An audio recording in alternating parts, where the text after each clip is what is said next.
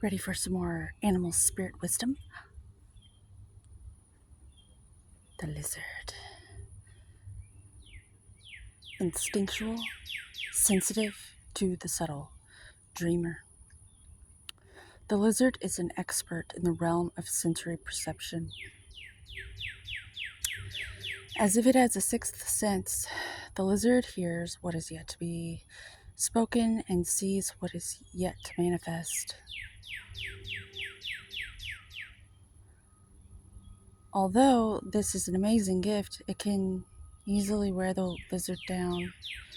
Big crowds, lots of travel, or overstimulation will drain the lizard of their magical essence.